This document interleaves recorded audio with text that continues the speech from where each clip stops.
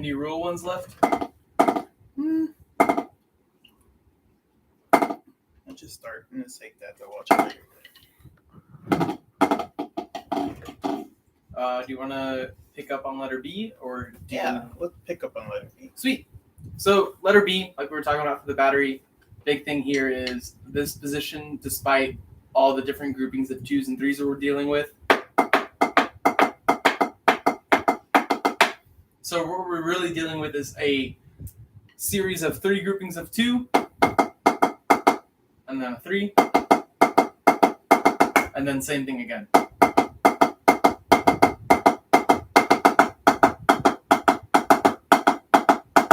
Despite the different groupings, you'll find they're all very downbeat centric, right?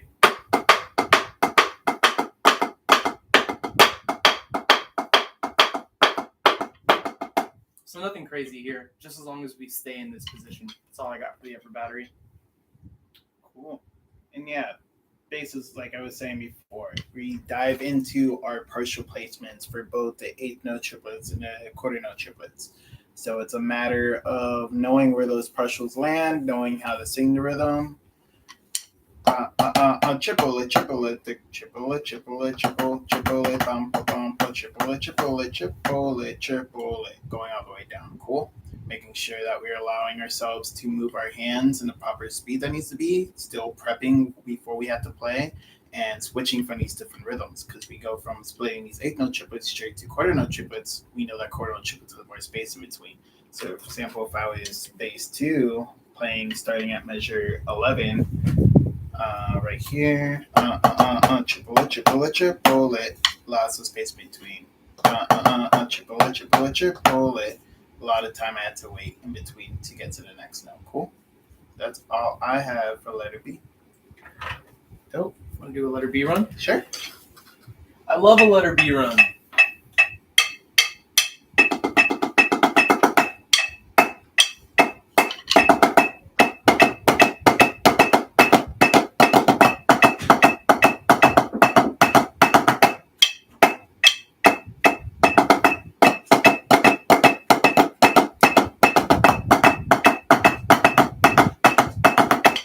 Last time.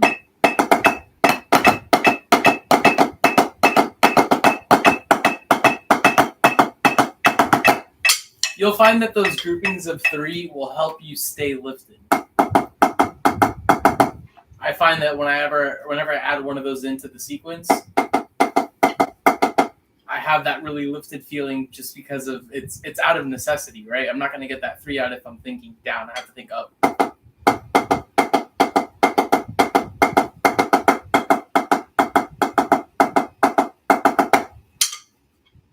So yeah, that's letter B. Moving on. C? See you later. I like letter C. Sweet. So now we're dealing with the accent tap element added into what we're already working on with these isolated 2s and 3s groupings, right? Now we're dealing with them at the piano range. So it's a lot like what we played last year for multiples. That kind of thing. But snares, we're dealing with a 3-beat pattern. Right? 1, 2, 3, 1, 2, 3, and then on that variation, that last beat, the last 2 beats of that 2-bar phrase, we have a flam accent check. 2, 3, 1, 2, 3, Dum, da, da, dum, right? So that's the pattern once. Then we'll just repeat that off the left, right? So we have right, left, right, left, right, left, right? Big thing here is not crushing those accents together. We don't want that, right? Have all the same space we had if we were just playing this normally, like hand at a time.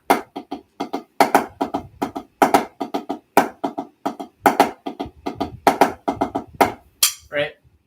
Pretty straightforward. It's just a matter of catching those hand transitions when they come up. Quads, however, have a little bit different of a pattern. So what quads are dealing with is just groupings of 2 with that accent.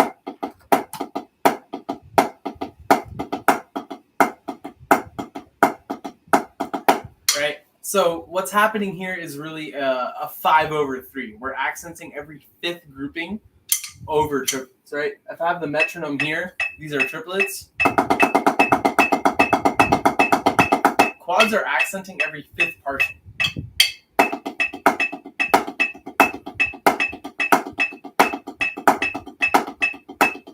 Right? A good exercise for this would be to play a bar of accented triplets and then accenting that fifth grouping. You're going to have 2 partials left over because 5 plus 5 is 10, plus 2 is 12. Triplets are 12 notes, 12 notes to a bar, right? So you'll have 2 accents left over.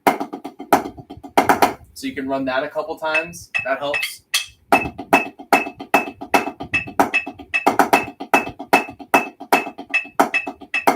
All right, and when you stretch that over a 2-bar phrase, you will have 4 notes left over because we have 4 groupings of 5. That's 20. We have 24 partials and 2 bars of triplets, 4 partials left over. So you can even make that a short, long pattern. You can have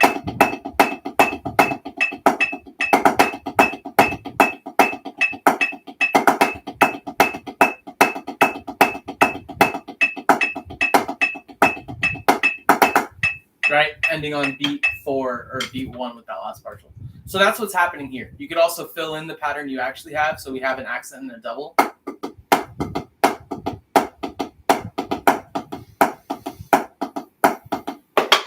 Right? You can fill that in with the other hand. Right? That's a paradiddle transition once you fill it in.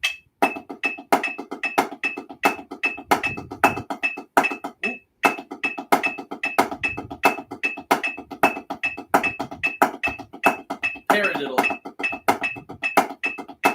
Paradiddle. Paradiddle. 1. A little caught up there. But that's really what's going on. Then you just take out the fill-ins and you have this pattern.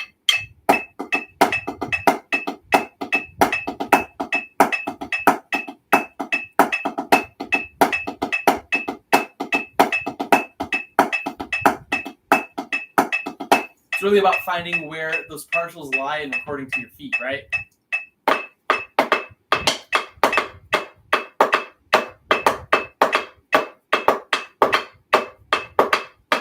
Those partials, right?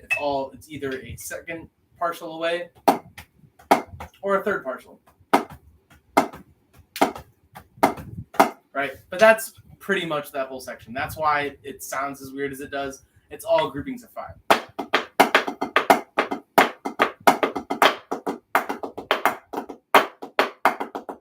Right? And then quads, we have that shot, bum, bum, bum, all those shots on beat 4 of that last bar. Bump, ba, bump, bump, ba, bump, bump, ba, bump, bump, ba, bump, ba, ba, bump.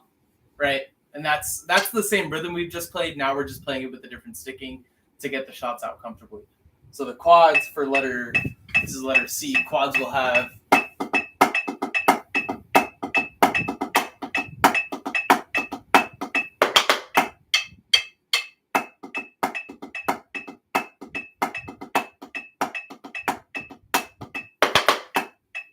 right? Same thing we would play before for that alternating bar. We're just adding that a triplet, right?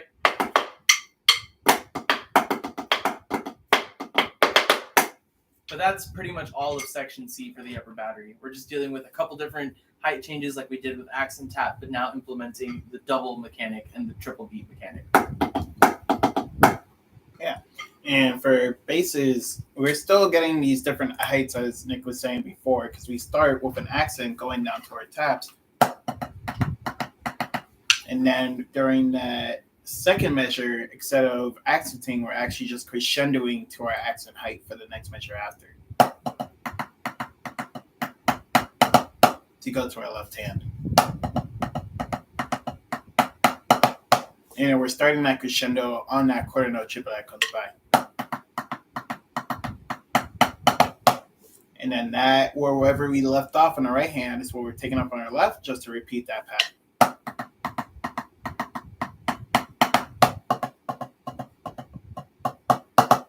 All the way through. We got to make sure that we're really making these crescendos dramatic, so our accent to our tap height sounds the same as we started.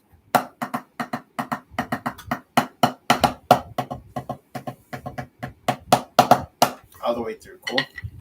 And I believe, that takes us all the way to letter D. So again, you're just repeating A through C. It's just repeating these two patterns on the right hand, then the left hand going on.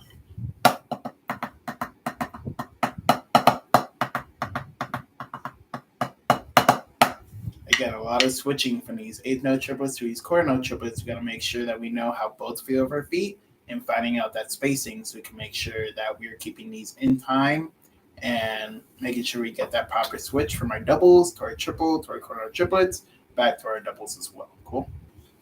Oh, For sure. moving on. Bad. Letter D.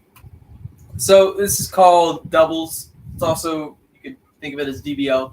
This is a shout out to a Monarch exercise, Monarch Independent. They're an indoor group. Very good. Look them up. But they got it, again, from Murray Gussick, who we talked about when we were going over Uno. So this whole section is based around the idea of keeping consistent doubles on one hand while having an accented partial in the other hand. So we all have different accented partials. It makes a full battery melody when it's all played together, right? So snares, we're just accenting the downbeat.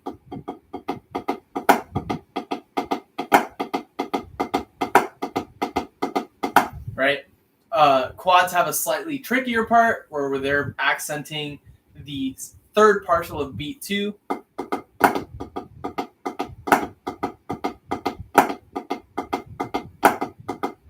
Right?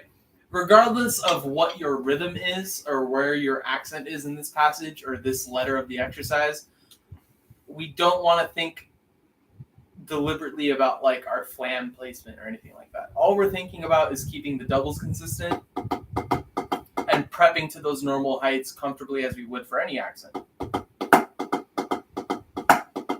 If we do that, we will play flams. Right? Just because one hand's here, one hand's there. So the worst thing you can do in this section is overthink. It's really all about this guy. And we're just throwing partials on top. No one has really crazy partials. Quads, you'll go from the third partial of beat 2, and then your second variation is the third partial of beat 4, which feels very similarly for your body, right? 1, 2, pump, 1, 2, pump, versus 1, 2, 3, 4, pump, 2, 3, 4, pump, right? They're very similar checkpoints to hit. You're just waiting longer for that second variation. But again, most important thing for this letter is just keeping this nice and low, nice and relaxed. We have 4 bars on each hand to just maintain this.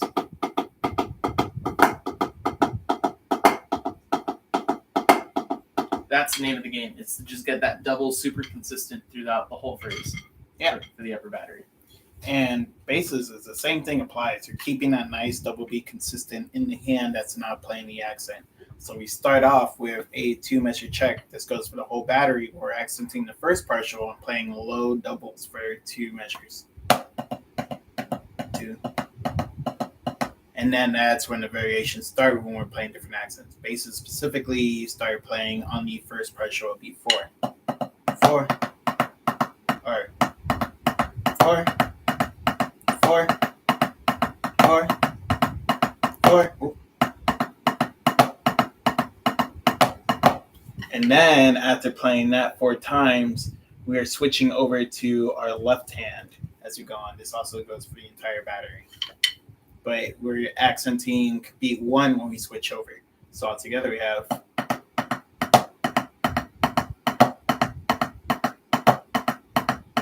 4, 1. You saw that switch. 4, 1. 4, 1. To get to the other hand. And then we keep that same double check that we're doing on the left hand while bass 2 plays a little solo over us on the right hand. And then again, now we're accenting. We all switch the whole entire battery, switches which partial they're playing on. Basses are playing on beat 1, snares are playing on beat 3, and as Nick said, tenors here playing on the third partial of beat 4. Cool. So all together basically, so you have starting with the right hand. 1, 2, 3, 4.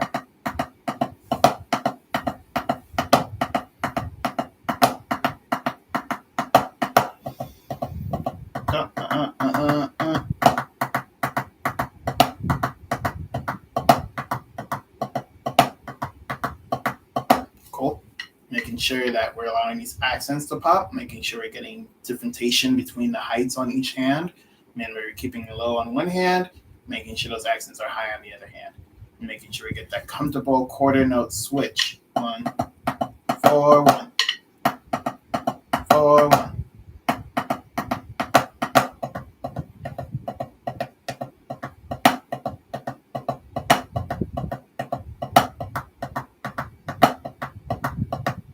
All the way through. Got to make sure that everybody in the battery is keeping this nice low double beat as we go on. Cool. Dope, dope, dope. And we finally get a switch the last two measures of letter D, starting at measure 29, where we have a full battery crescendo going on. And basses specifically, we come in, we're playing straight from our nice double beat feel. Switch to the right hand to play some nice quarter note triplets. And then we now have a nice rhythm that the whole battery plays, where it alternates the entire time. Cool? Yep. And then battery in itself, it's a nice double pattern that we're having. Right, right, left, right, left, right, left, right, left. Those patterns are the same. The only difference is that you have that shot on beat 3 now.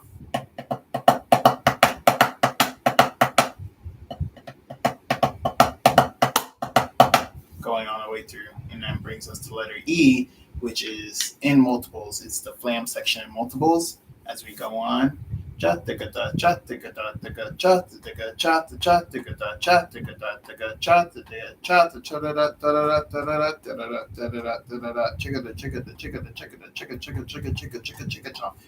exact part. We just moved it over here in this exercise. Cool. Very cool. Do you want to break down letter E some, or you think? I want to talk about D going into E, this guy. Specifically for the upper battery, it's very easy to over manipulate and over control this section. That guy, right? There's not really much control required, right? If we can agree that we're crescendoing the whole time, then all we're doing is losing control, if anything. We're just getting constantly. What happened in this section is over controlling into that downbeat, and then that triple beat just becomes way harder to play, right? Because you got tight hands, and you're not going to play any sort of triple beat with tight hands. It will just not work. You need relaxed hands to play that.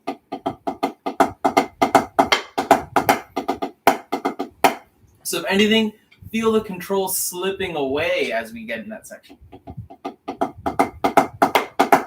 And then we need the control to stop that stick for the downbeat of letter E.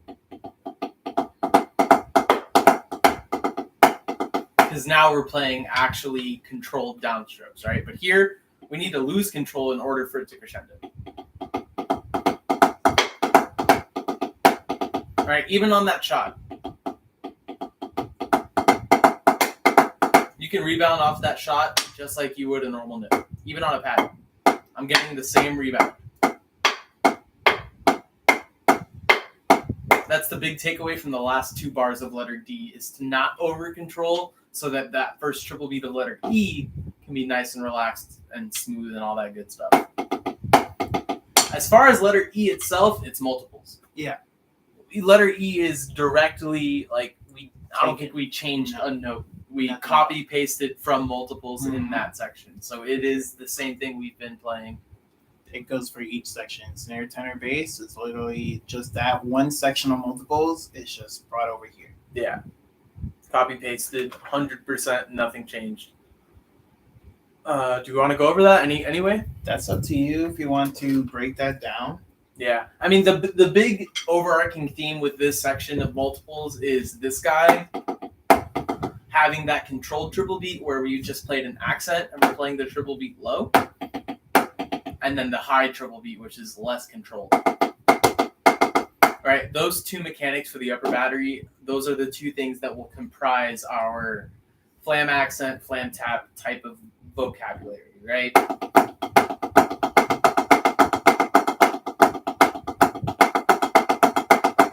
What I will will say for this one is we've been playing it the longest out of pretty much anything in this packet. So you probably know it the best, but really take a look at yourself and utilize the advantage of you knowing this so well. See if you're actually playing this 12-3, right? Because you're probably not, right? Can you play? Does that rhythm change when you add the left hand? Right? There's a lot of people that can play this really well. They can play a 12-inch accent, they can stop, they can play a 3-inch triple beat. They can do this all day, but once they try to do this, those inner beats creep up and you get this kind of look, which doesn't look good, and it definitely doesn't feel good, and it definitely doesn't sound good, right? So even though we can play this, doesn't necessarily mean we can play. And that's just an independence thing, right? We have to look at ourselves and say, hey, can I play these 12-3? That's my biggest takeaway from this whole section. Something we're very comfortable with. The only last thing I had to say, for those that haven't played this before, bases right at the end before we get into the whole plan passage. Right at measure 36, we have an offset or upbeat quarter note triplet. We just got to make sure we know quarter note triplets when on downbeat lines up on beats 1 and 3, and upbeat quarter note triplets going to line up on beats 2 and 4. So we have 1. Make sure we're feeling the left hand landing on beats 2 and 4 as we play that as we go on. So we have all the way back to beat 1 again on our left foot. Cool. Going all the way through in a nice simple groove. We got to make sure that we're keeping this quarter note spacing as we're going. 1, 2, 3, 4. Right, left, right, left, right, left, right, left, right, left. Going all the way through. Cool. Again, we're breaking into these 8th note triplets that we're playing. We're also adding our quarter notes, and we just got to make sure we're giving proper spacing to whichever rhythm we're playing. Cool. Very cool.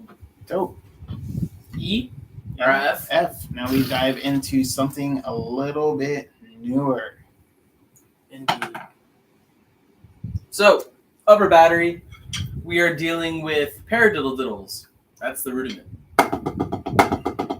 Right? We're playing them as triplets first because it is a grouping of 6 that fits very well in groupings of 3. So we're dealing with very strong beats 1 and 3 checkpoints. 1, 3, right? Now we switch into 16th notes, which is going to give us a dotted quarter checkpoint. So we go from 1, 3,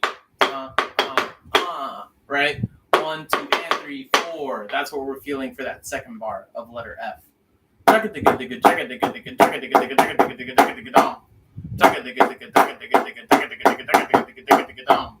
would be right? So all I want us to think about is just slightly speeding up the hands and losing a little bit of responsibility for that second note, right? As we get faster, we can't physically be in charge of as much that's going on in our playing, right? I play that. I have a pretty good handle on all that stuff. I would say I'm almost wristing that out. But then we get to our 16th note portion. I lose a little bit of responsibility, and I use a little bit more rebound to get that second note out. Right? And then the tricky part here is catching beat 4 for that D shell almost, right? Whoa. Right? That gets slower going into the next beat, which is going to be more paradiddle diddles off the left hand.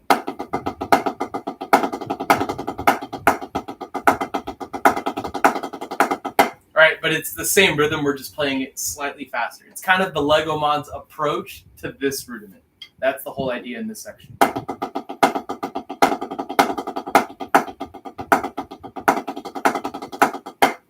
When we go back to the right hand, we'll repeat that again. But now beat 4 has a 16th note on it. And that is a paradiddle to get you still back on the left hand, right? So it doesn't really change your job, it just changes when it happens. So now we're getting through beat 4 at the same rate. The but then we have to enter in on beat 1 with that slower triplet again, right? All right, so those are the first 2 or first like 8 bars of the triplet section. Moving further, do you want to go? Because this section is really big. Yeah, just before we move on, I think the biggest concept here is that there's a lot of starts and stops with these rhythms. We go from a very open triplet rhythm to our fast 16-note, more closed rhythm, back to our open triplet rhythm. So it's just really being proactive and thinking, what rhythm am I about to play next? And thinking, for upper battery, you have these fast 16 notes coming out of nowhere, making sure we're stopping our hands to go on, or even get to beats 3 and 4, starting that 8th note triplet there. Making sure we have nice control in our hands going through. And basses, even if we're splitting, it's the same way. We start with nice 8th note triplets, all the way through. You could see on measure 45, we have a nice quarter note triplet starting on beat 2. 1, trip, We had that in multiples as well last year. And my biggest comment was that we had to make sure that we're giving beat 1 its full quarter note space that it deserved. A bunch of us tend to, the main thing that we do is to rush it to get to that quarter note triplet quicker. We just really got to think feet to feet when we go through it. 1, 2. 1, 2. 1, triplet 4. 1, triplet 4. And then right out of it, we go to measure 46. We go back straight to our 16 notes.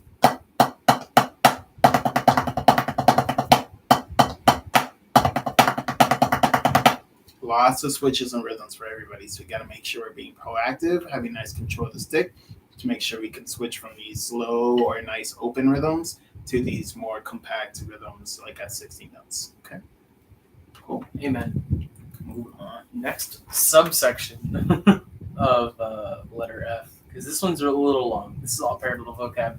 Upper battery, I want to focus on this next little double beat passage and the detail. This applies to snares and quads for everyone. So this double beat passage, it's a very stock double beat passage. You'll see it in a lot of like normal high school double beats. You'll hear this one's a little more souped up for us. We're playing it faster and we're playing it with an accent tap variation. Right? We can hear that rhythm. Very common rhythm for us. What's going to be weird mechanically for us here is we're going from a downstroke directly into bounce strokes. So we're definitely at the rate of this exercise. We're not going to be able to be super responsible for these double strokes as 16th notes. Right? I'm heavily rebounding those. I would say I'm like 10 to 15% responsible for that second note. All I'm playing is, right, and I'm letting my hand rebound for that second note. Right?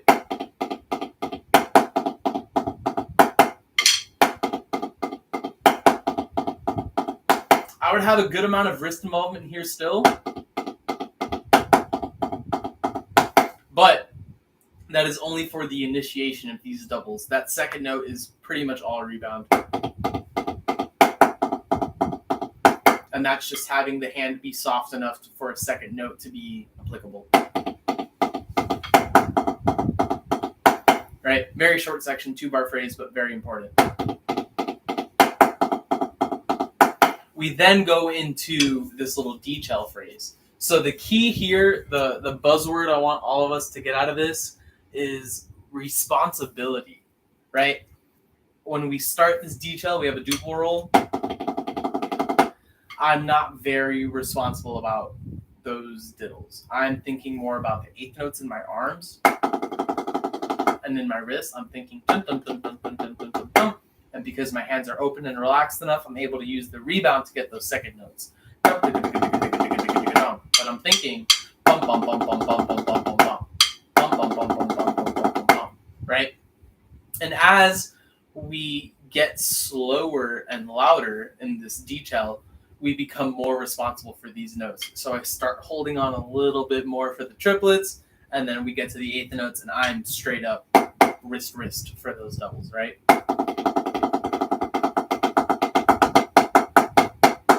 Makes a little more sense with the metronome.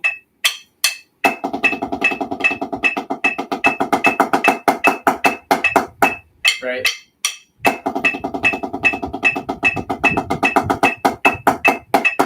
I would say the 16th notes are all rebound with wrist turn, and then by the time I get to the triplets, I can pretty much wrist those out. I mean, we wristed them out at all 12 in the beginning, so there's no reason we can't do that here.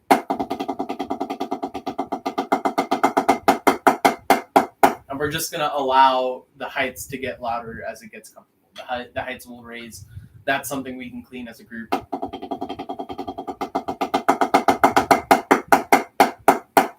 All right, but that last bar should be all up just to help you play the rhythms more accurately. It's hard to play those eighth notes all at 6. Yeah. And that's pretty much all I got for that section. This goes for everybody. Again, it's another switch of rhythm. We went from our triplet paradiddles, our paradiddle-diddles.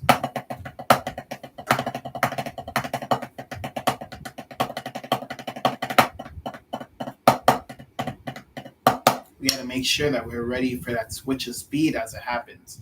When it comes to the dechelling section, you could tell bases that we actually dechell quicker than the rest of the upper battery does, making a really cool effect. So we got to be ready to know that these changes of rhythms are happening, and you got to know what you're playing, when you're playing it, and what rhythm it is that you're playing. So, for example, for measure 51, basses are top bass specifically. You're playing on beats 1, 2, and 3, but those are different rhythms for each beat that you're playing. First, you're playing an 8th note to a 16th note to an 8th note triplet. You got to make sure that you know and are comfortable with playing those rhythms to make sure you can switch properly in between them, and it goes all the way through. And then we crescendo as well for the entire battery, going all the way to beat 1. So basically, beat 4 1. Again, nice quarter note spacing that we need as we go into it from that quarter note triplet. Making sure we're comfortable with that spacing, making sure that we're allowing ourselves to go foot to foot. Right now, feet is very important for everybody in the battery, especially with this detail part, to make sure that we don't rush it, make sure we're still sticking together, because now we are overlapping different types of rhythms to all end on beat 1. If some of us are rushing it, we're not going to end on beat 1, and it's just going to sound bad at the end of the day. But if we all play it correctly with our feet, it's going to sound very cool.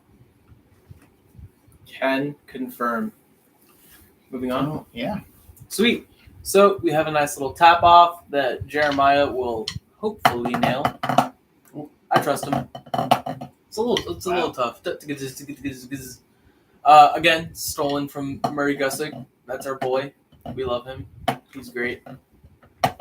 So now this whole little part is basically a paradiddle etude. Snares and quads play the same thing for the most part.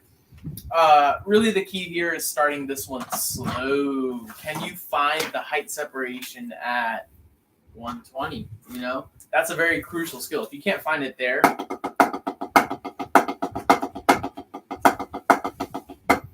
the likelihood of you finding it at 140, 150, 160 just goes way down, right? Finding that height separation is super crucial, right?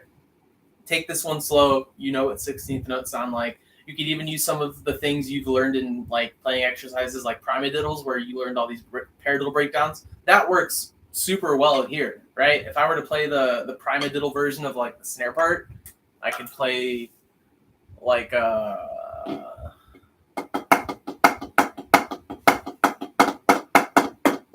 stuff like that.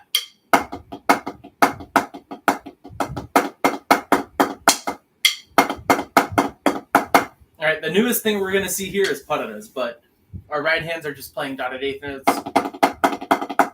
Very simple rhythm to recreate, but the issue here is going to be mechanical. That's just a 1 and a 2.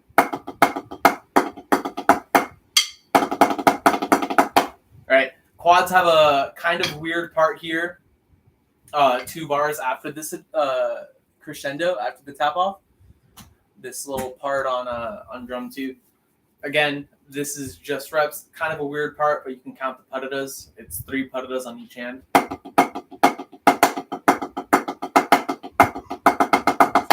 Right.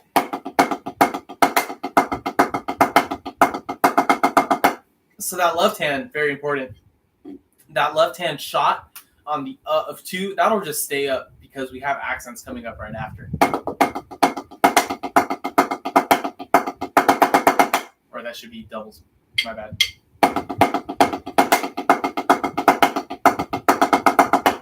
Right? So that just comes with taking the part slow and slowly bumping it up to tempo.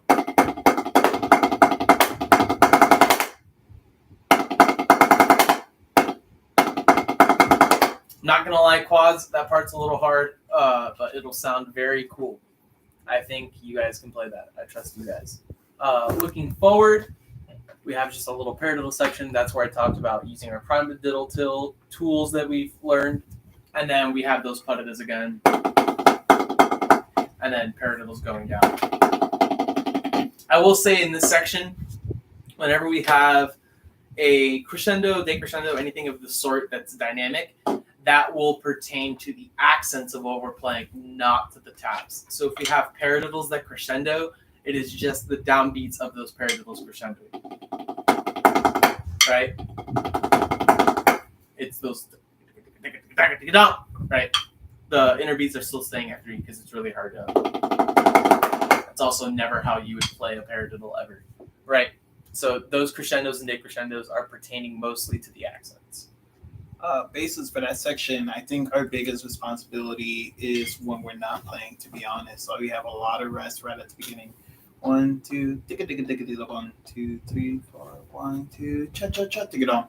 Gotta make sure that we're counting our rest, going feet by feet, getting those quarter note stops before we get into our 8-note swings going on. If you look at measure 60 right there, we have our nice stick control kind of groove going on. We're keeping our right hand on the quarter note. Making sure before we get into you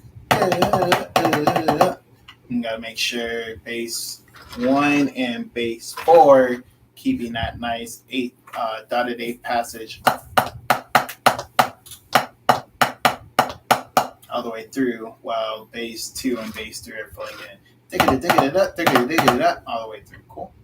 And that's going to be easy to know once you know the sound of the rhythms that we're playing. All the way through. Cool.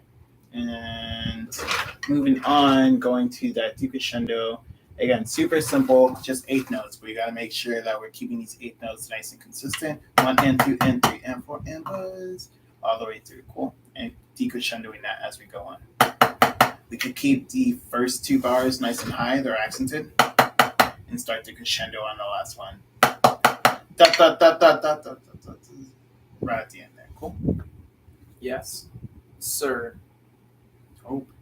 And that brings us into pretty nice rest for the entire battery. We like this to be like a little surprise. The point was like we just finished the paradiddle. People are like, wow, that was great. It's just finished. Time to clap. All of a sudden tenors come in with their out of nowhere to bring us into our last section, our boggy roll section going into it. Basses with their pickup on B4, 1, 2, 3, triplet 1, all the way through. Cool. Mm-hmm. Bro. Boggy rolls. Boggy rolls. Sweet. So we've had this one for a little bit now. This is a newer exercise for this season, for this school year, I should say. Greg and I did not write this one. I don't know if he changed some of the bass parts, but this was written by someone who was much better at rolls than I am. So I was just like, hey, we should use this because they know what they're talking about, right?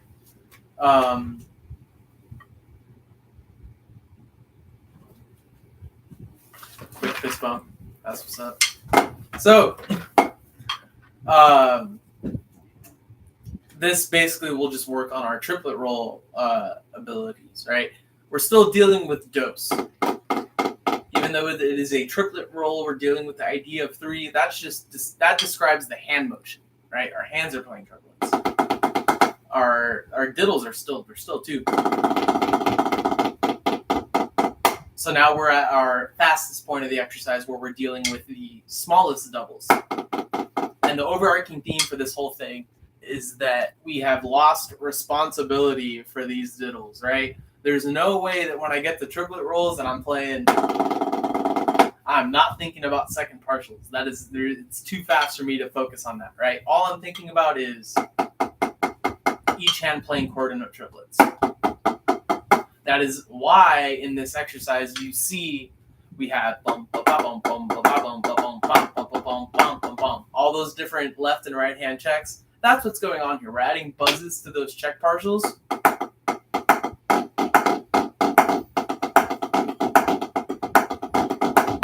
All right, that is all to keep those buzzes on those big skeletal checkpoints we need to play these rolls nice and smooth and connected. The rhythms here aren't super tricky. What's going on here mechanically, though, is I want us to really shift gears when we get to letter G and start playing boggy rolls. I want these strokes to have a lot more forearm involvement. We can't just initiate from the wrist, right? We've all done this thing where we like clench our fist super tight and like put it in a ball. Feels horrible, right? Diddles by nature require a little more pressure in the hand to get that second note out. Right? So we don't want to bother the wrist by having to initiate more on top of all this added new pressure now, right? So we're going to use a lot of forearm to get these quarter note triplet skeletons in time.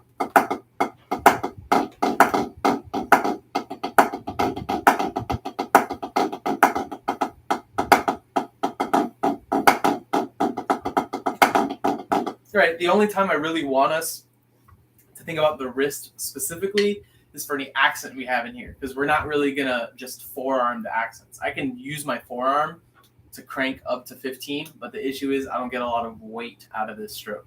The beat has a very weird arc at this angle. We don't want to play the drum like that, right?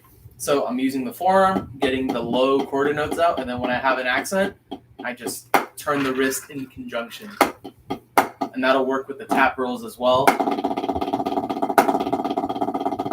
Right? It's all the same mechanic. We're just using the wrist to get the beat a little higher, a little faster. And then the rest of everything is very forearm centric. I want us to be thinking about that elbow hinge, right? And don't do anything on these isolated accents that you wouldn't have a lot of time to do in the context of a full roll.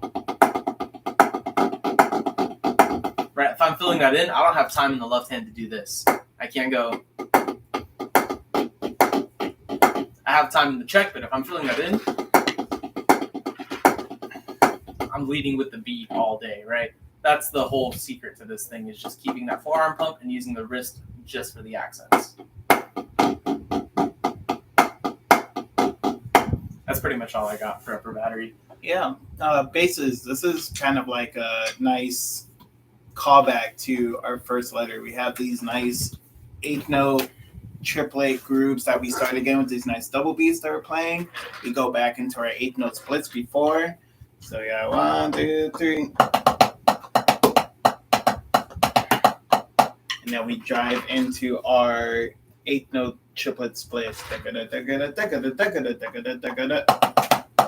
Making sure that we are keeping this proper sticking as we go through. Again, just different, knowing where that partial lines of your feet. We have, obviously, the first partial landing with the foot, foot, foot, foot, foot. Second partial off the foot. Third partial right before the foot. Making sure we know where that lines up. Again, we have back-to-back notes, lining up the 8 notes. For example, bass 2. You have right at measure 67.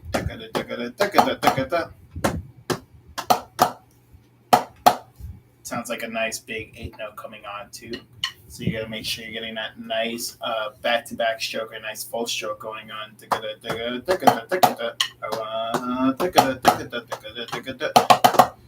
And it just repeats again all the way through.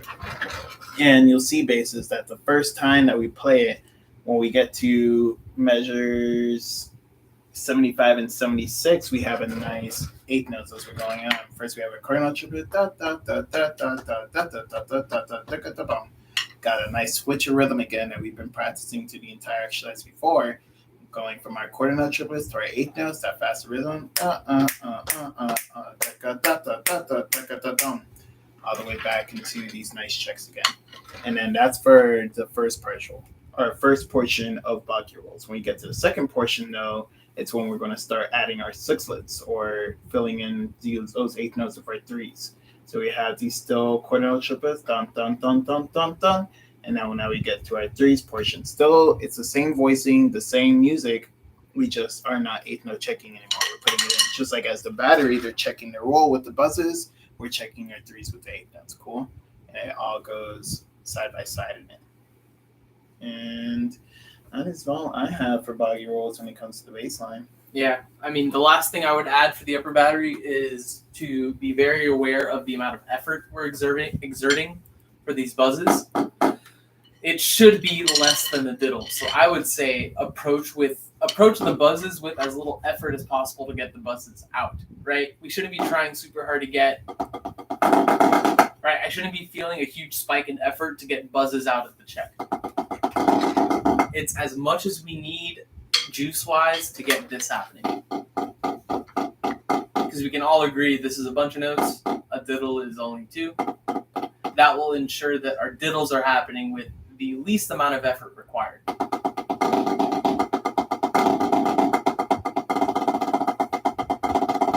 Right, we want to eliminate any unnecessary trying to get notes out. We want to use the drum and the sticks and all the stuff we have at our advantage to get these notes out. So establish those buzzes with very minimal effort, only enough to keep the hands in time.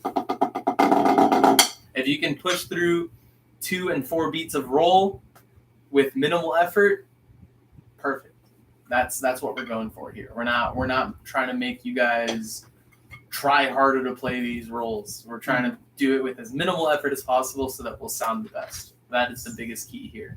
Yeah. And what I learned when I was learning the upper battery part, specifically the snare part, that right hand, if you literally just play that right hand by itself and make sure that's comfortable, that left hand's going to be so much easier to add on. Literally.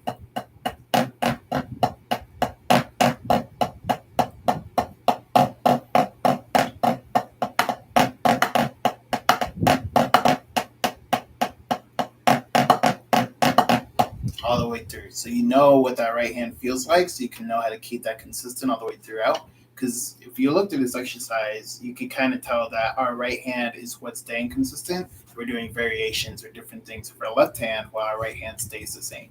It goes for when we're playing the different accents for DDL. It goes for right now when we're playing it for Baguio rolls. We got to make sure our right hand's staying nice and consistent. So when we add our left hand in, we're knowing how to play the rhythm properly and in time with that right hand check happening the entire time. Because it's just quarter note triplets the entire time we go through. Nothing changes on the right hand when we go from these different variations, which happens for most of these rhythms that we play. But yeah, I believe that is those, which is very cool. We'll do maybe like 1 or 2 reps. I'm down for audio. Yeah. No breaks. Oh, tons of breaks. I don't know the snare part.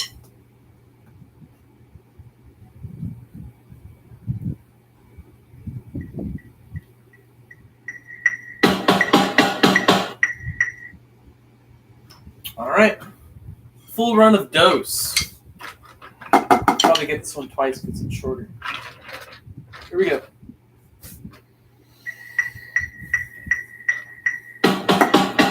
That was not 8, right? Mm-hmm. No way that was 8.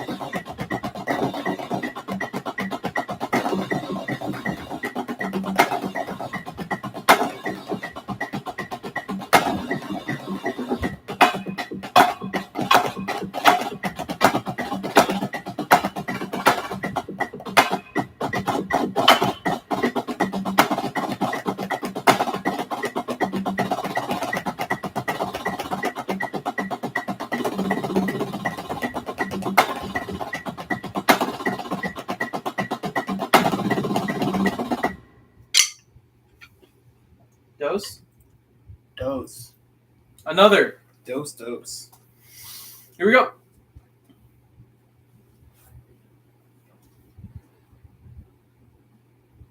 It's not playing.